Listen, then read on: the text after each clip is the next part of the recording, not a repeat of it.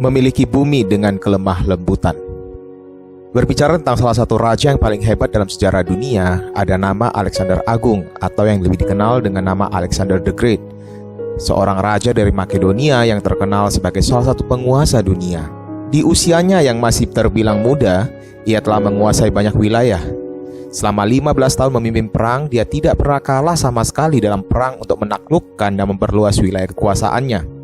Yunani, Eropa, Persia, sebagian Asia berada di bawah kekuasaan dari Alexander the Great ini. Ia adalah seorang yang keras.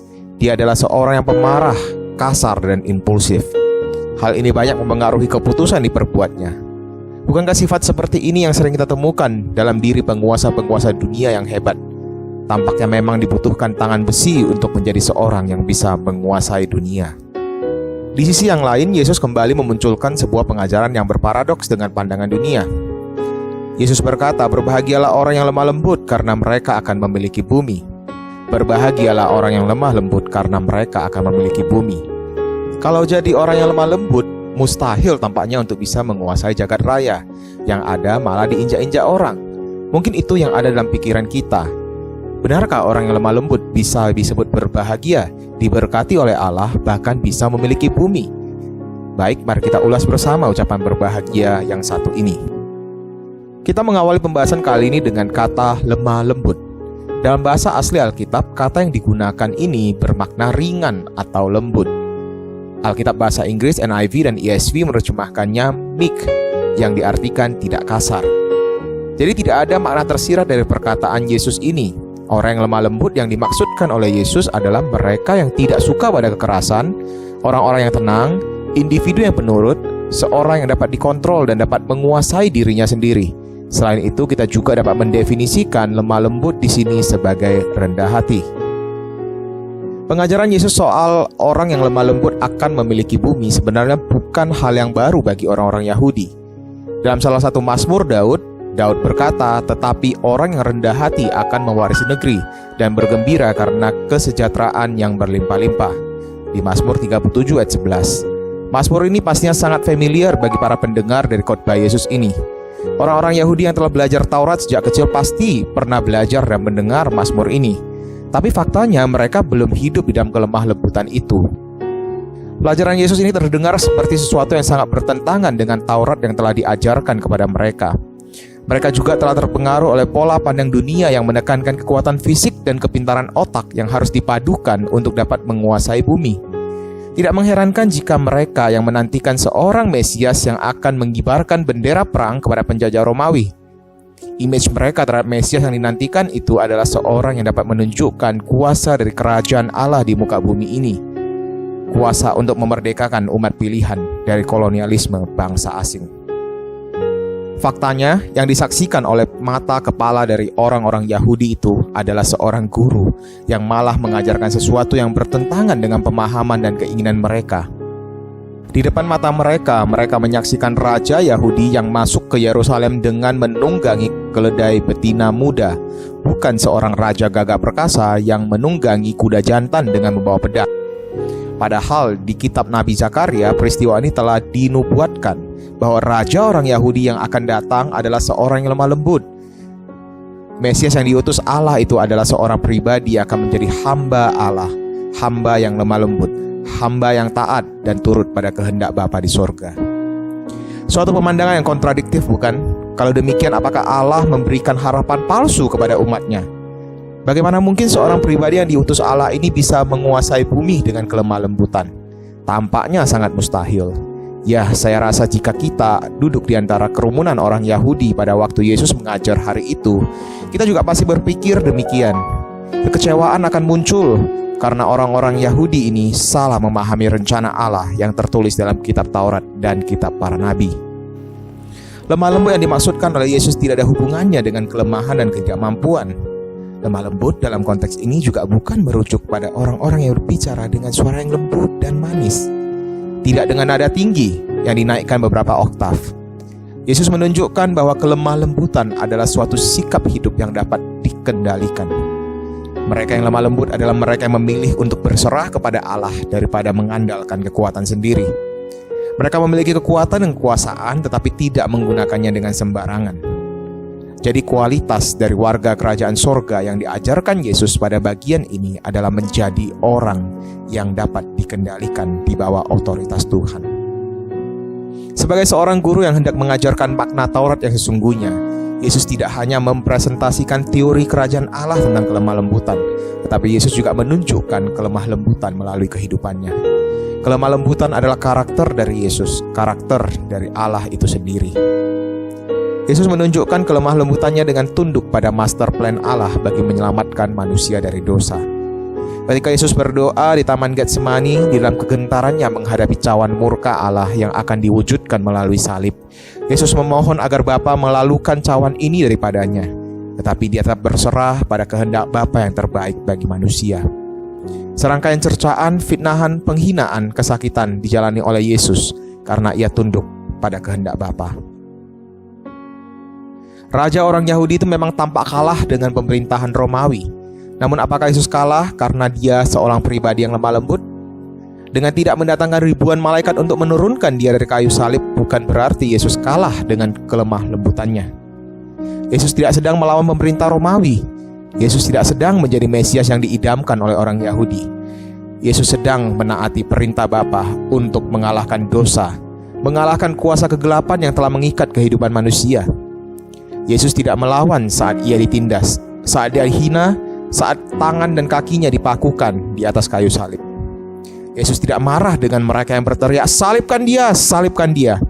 Yesus malah berdoa agar Bapa mengampuni mereka karena mereka tidak tahu apa yang mereka perbuat. Dengan lemah lembut, Yesus menerima seluruh perlakuan ini agar pada akhirnya Ia dapat memproklamasikan kemenangan terhadap kuasa dosa. Sebagai seorang pribadi yang lemah lembut, bukankah Yesus juga pernah marah, bukan? Bukankah Yesus pernah mengkritisi dan beradu argumen dengan para pemimpin agama Yahudi? Pertanyaannya sekarang, apakah orang yang lemah lembut boleh marah? Lemah lembut bukan berarti tidak tegas dan tidak boleh marah sama sekali. Orang yang lemah lembut adalah orang yang bisa mengontrol diri. Kelemah lembutan tidak melarang orang untuk meluapkan emosinya dalam bentuk sedih, tertawa, ataupun marah sekalipun. Tetapi semua emosi ini dapat terkontrol dan dikuasai dengan baik. Kemarahan Yesus bukan tanpa alasan. Yesus sedang melawan ketidakbenaran dan kelaliman. Kritikan yang dilontarkan oleh Yesus adalah untuk tujuan mengajarkan pemahaman yang benar tentang kehendak Allah yang tertulis dalam Taurat. Dengan kelemah lembutannya, Yesus telah menempatkan dirinya di bawah kendali rencana Allah. Yesus pula telah menjadi teladan bagi murid-muridnya dengan menjadi seorang pribadi yang lemah lembut, pribadi yang dapat menguasai dirinya. Oleh karena kelemah lembutannya, Yesus ditinggikan, diagungkan, dan dimuliakan sebagai Raja di atas segala raja. Yesus telah mengalahkan dosa dengan memenuhi bumi dengan kasih-Nya. Proklamasi kemenangan Yesus atas dosa telah memampukan kita, orang-orang yang mau menjadi murid-murid Yesus, untuk dapat diangkat menjadi warga kerajaan surga sebagai anak-anak Allah. Dan sebagai anak-anak Allah, kita juga memiliki hak sebagai ahli waris kerajaan surga. Kerajaan surga memang baru akan tergenapi dengan sempurna ketika Yesus datang untuk kedua kalinya. Kerajaan surga yang berupa langit dan bumi yang baru itu akan diberikan kepada semua murid-murid Yesus. Engkau dan saya akan berbagian dalam kerajaan itu. Yesus akan bertahta dalam kerajaan itu dan kita akan memerintah bersama-sama dengan Yesus, asalkan kita tetap setia dengan iman kita sampai pada akhirnya. Kita akan mewarisi bumi yang baru itu bersama-sama dengan Yesus. Namun semua itu baru akan terjadi nanti. Jika demikian, apakah perkataan Yesus tentang orang yang lemah lembut akan menguasai bumi tidak berlaku pada zaman ini? Saya rasa tidak, karena Yesus datang ke dunia ini untuk menyatakan kerajaan Allah. Dan pada saat kerajaan Allah itu dinyatakan, kita telah dapat menikmati rasa dari kerajaan itu. Yesus berkata bahwa mereka yang lemah lembut akan berbahagia, diberkati oleh Allah. Ketika kita memilih untuk mengikuti Yesus, pada saat yang sama Allah telah menganugerahi kita dengan sukacita surgawi. Hidup kita dipenuhi dengan kelimpahan Kristus. Sukacita inilah yang memampukan kita untuk bisa mengucap syukur kepada Tuhan atas segala berkat jasmani dan rohani yang telah kita dapatkan. Dengan memiliki hati yang lemah lembut, kita menyerahkan hidup kita untuk sepenuhnya tunduk pada kehendak Allah. Hidup kita tidak lagi dikendalikan oleh harta duniawi. Tuhan membebaskan kita dari jeratan ketamakan yang selalu menginginkan harta yang lebih banyak dan lebih banyak lagi. Kita menyadari bahwa Bapa di sorga Allah yang mempunyai langit dan bumi itu sanggup menyediakan apapun yang kita butuhkan, sehingga kita dapat menikmati hidup yang terbebas dari rasa khawatir dan keterikatan dengan harta dunia. Ada seorang yang bernama Nicholas Wallenda, seorang pemain akrobat yang berhasil melintasi air terjun Niagara di atas seutas tali pada tahun 2012. Lalu pada tahun berikutnya, ia menjadi orang yang pertama berjalan melintasi Grand Canyon, juga hanya di atas seutas tali. Dia memiliki rating siaran TV tertinggi. Orang-orang rela datang dari jauh-jauh untuk menyaksikan aksinya. Namun tahukah kita apa yang dilakukan oleh seorang superstar yang videonya viral di media sosial ini? Setelah selesai melakukan atraksi, dia malah menghabiskan waktu berjam-jam berjalan kaki untuk memunguti sampah yang ditinggalkan oleh para penggemarnya. Nick melihat Yesus yang telah memberikan teladan untuk merendahkan diri. Dari pribadi Yesus, Nick belajar untuk tidak hanya melayani ego sendiri, tetapi melayani orang lain. Bagi Nick, menjadi seorang murid Yesus yang rendah hati adalah sebuah tantangan besar, dan tidak jarang dia harus memaksakan diri untuk melakukannya. Tetapi sebagai murid-murid Yesus, dia ingat bahwa dia dipanggil untuk menjadi lemah lembut, hidup di dalam kontrol kasih Allah. Memiliki bumi bukan berbicara tentang kehebatan seorang bisnis tycoon, bos besar, CEO, direktur, sultan, raja minyak maupun penguasa politik. Jikalau Tuhan memberkati saudara dengan kepercayaan untuk menduduki posisi-posisi itu, pakailah kepercayaan itu dengan benar untuk kesejahteraan sesama manusia, bukan untuk memperkaya diri, menindas mereka yang lemah, membangun kerajaan pribadi, melainkan usahakanlah semua itu bagi kemuliaan Tuhan di muka bumi ini. Namun tanpa semua itu pun kita bisa merasakan sukacita sebagai murid-murid Yesus, karena kita adalah orang-orang yang diberkati oleh Allah, pewaris kerajaan Allah. Seorang anak Allah yang lemah lembut akan tunduk sepenuhnya pada pimpinan Tuhan. Walaupun pimpinan Tuhan terkadang terkesan tidak masuk akal, tetapi kita tetap taat, karena kita tahu bahwa Bapa di sorga mengetahui dan merencanakan yang terbaik bagi anak-anaknya. Seorang murid Kristus yang lemah lembut akan siap melayani seorang akan yang lain dengan kasih Allah yang telah melimpahi dirinya, dan siap untuk mendahulukan orang lain. Dia tidak menantikan untuk di-serve oleh orang lain, tetapi selalu sedia untuk memberikan dirinya bagi saudaranya. Kelemah lembutan dari seorang Kristen juga dapat dinyatakan melalui hati yang lapang untuk menerima kritikan yang pedas dari orang lain, baik itu saran yang membangun maupun kritikan yang menjatuhkan. Walaupun diperlakukan dengan kasar dan tidak adil, dia tidak main hakim sendiri dan tidak membalas dengan kejahatan. Dia tidak mengomel dan tidak mengumpat jika orang lain mengevaluasi dirinya. Dia tidak mengutuk dan menyimpan kepahitan di dalam hati. Menjadi seorang murid Yesus yang lemah lembut memang bukan perkara yang mudah, tetapi kita dapat terus belajar meneladani Kristus. Kita dapat meminta Roh Kudus untuk menanamkan salah satu rasa dari buah roh, yaitu kelemah lembutan di dalam hati kita, sehingga baik dalam pikiran maupun perbuatan kita dipenuhi dengan kelemah lembutan itu.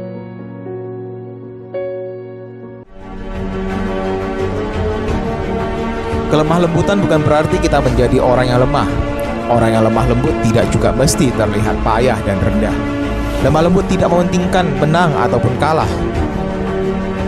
Memiliki kelemah lembutan adalah sebuah anugerah. Hati yang lemah lembut adalah hati yang berserah kepada kehendak Allah. Murid-murid Yesus yang lemah lembut dipenuhi dengan kasih Kristus yang berlimpah.